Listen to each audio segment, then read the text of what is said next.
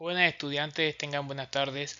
Dando de continuidad a la tercera o a la cuarta sesión de la materia Teoría de la Seguridad Ciudadana, me corresponde incluir este tema dentro de los conceptos de la fenomenología de los delitos de mayor impacto dentro de América Latina y el Caribe, entre los que ya conversamos sobre homicidio, robo, lesiones personales y nos tocaba abordar este de la violencia doméstica. Nosotros al final necesitamos que ustedes analicen las dimensiones teóricas y pueden identificar los factores de riesgo. ¿Qué afecta o qué incide en que concurran estos hechos que afectan obviamente a los hogares y a la seguridad ciudadana en general? ¿Verdad?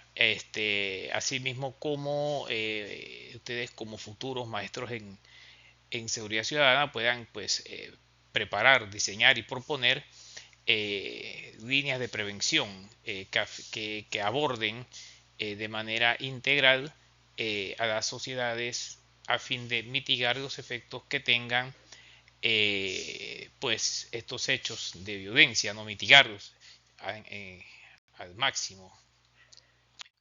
Cuando consideramos o hablamos de la seguridad ciudadana, pues tratamos de definirlo como un patrón de comportamiento. La persona tiene una forma de comportarse seguramente porque ha aprendido una forma de hacerlo, ha ido construyendo una personalidad en la que incluye tener algunos elementos o unos vicios de autoridad, de control, que con el paso del tiempo se traducen en actos violentos, lesivos y que afectan contra la dignidad de la persona dentro del hogar. Por supuesto, mediante el ejercicio del poder, el control, el dominio. Eh, Trata de tener sumisa a la persona a la cual le ejerce poder y por supuesto que esto menoscaba a la persona y atenta contra su dignidad. Todo esto mediante el uso de acciones u omisiones que causen daño a la persona. Esto es desarrollado mediante una serie de fases que de manera sistemática pero no planificada, ocurren porque es parte de la interacción que entonces ocurre entre quien ejerce este poder y quien es el receptor de esta acción pues contra la persona. Y bueno, primero la fase de acumulación de la atención mediante algunos incidentes, pequeñas discusiones, algunos reclamos, imposiciones, que con el paso del tiempo van aumentando hasta llegar al tope, ¿sí? Que es la fase de explosión, la segunda fase, en la que la persona entonces estalla, reacciona y se da el evento en el que concurre la violencia. Y esta violencia puede ser de diferentes formas, ¿verdad? O estos actos de agresión.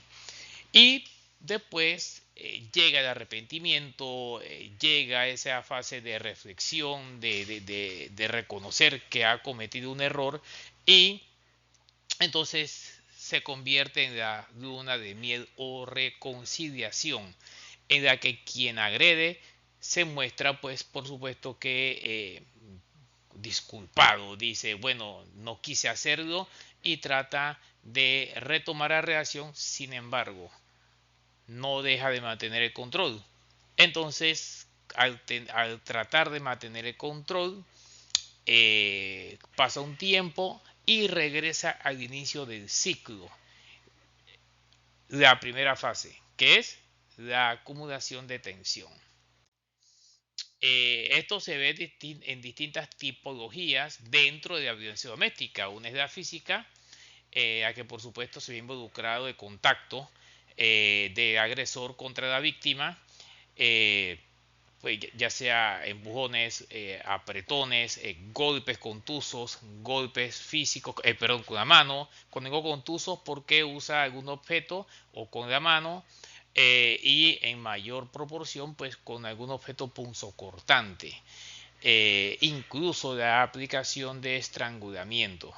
La psicológica, pues mediante actos que lesionen la dignidad de la persona, eh, qué sé yo, con insultos, amenazas, eh, pues ignorar a la persona, no reconocer sus valores, o que es una persona valiosa dentro del hogar y dentro de la sociedad. Entonces esto psicológicamente afecta a quien sea víctima de este tipo de violencia. La patrimonial o económica, pues cuando el agresor controla mediante la tenencia de la economía, el dominio, el control de patrimonio económico, pues procura tener dominada a la persona, también destruir sus pequeños bienes o los pocos bienes que tenga de la víctima, controlarlos, quitárselos, sustraérselos, para siempre tenerla o tenerlo bajo control, y por supuesto la sexual, en la que el agresor accede sin consentimiento sexualmente a la víctima, accede a la víctima de manera en consulta, sin que exista un acuerdo mutuo, a pesar de las peticiones de desistimiento, pues esta persona accede carnalmente, accede sexualmente a la víctima y la agrede, por supuesto, ¿no? Esto deja de ser un evento consensuado e íntimo. Y algunos factores que inciden para que la persona sea vulnerable. Bueno, la baja escolaridad, esto creo que lo mencioné en alguna clase. La baja escolaridad de que la víctima no le permite discrecionar correctamente sobre la selección de su pareja, o discrecionar sobre tomar una decisión oportuna al encontrar vicios de agresividad de parte de la víctima, saber incluso a qué instancia acudir, conocer cuáles son sus derechos, cuáles son sus obligaciones, y entonces esto hace que también sea víctima. Asimismo, como de las pocas oportunidades que pueda tener por la bajas oportunidades o pocas oportunidades para poder proveerse de recursos, poder acceder a una mejor calidad de vida, poder proveerse directamente, tener un salario, un empleo digno. Así que está en esa fase de dependencia económica. Así que se convierte en un factor vulnerable, hace que la persona sea vulnerable, y por supuesto que el aprendizaje social, pues el observar repetidamente en su fase de crecimiento y desarrollo, que este es un modelo aprendido, el de ser dependiente, el de observar eh, hechos de violencia doméstica, en el que quizás en la mayoría de los casos, porque a pesar de que la violencia doméstica tiene, es un componente, un hecho que se desarrolla en el núcleo familiar, y cualquiera de las partes puede ser víctima de la otra, y la estadística apunta a que mayormente es la dama, la mujer, la que generalmente es mayor, es más víctima pues de este delito. Entonces, ¿qué ocurre? Que se acostumbran a ver que el hombre es el dominante, que existe un sesgo, o una cultura machista, una cultura de patriarcado, una teoría de control coercitivo también, la teoría de control coercitivo, por supuesto, en la que el hombre trata de imponer control sobre la mujer mediante el uso de la fuerza o de amenaza, y todo esto se observa y se aprende. Por eso hay que tener mucho cuidado y observar estos factores para casualmente atacar esos factores, que disminuya la baja escolaridad, que eso no redunde en esa dependencia económica y que por supuesto que en los barrios estas conductas desaparezcan para que no se dé aprendizaje social. Algunas cifras que quisiera mostrarles sobre violencia doméstica, más allá de que es un tema, miren, de los delitos de mayor impacto, robo, hurto, homicidio, lesiones personales, violencia doméstica que tiene mayores cifras, pues no carece de supervisión, no puede ser observado de manera libre porque ocurre dentro del hogar, entonces permite que ocurra. También es cierto, y eso hay que tomarlo en consideración, que hay cifras negras, ¿verdad? Que no permiten conocer en realidad cuántos hechos ocurren.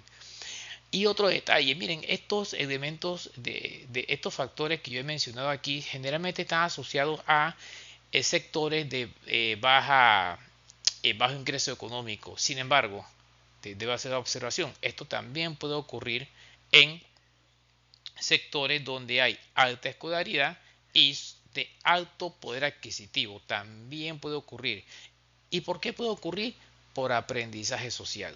Importante que esto lo conozcan y otros factores que pueden influir de manera psicológica.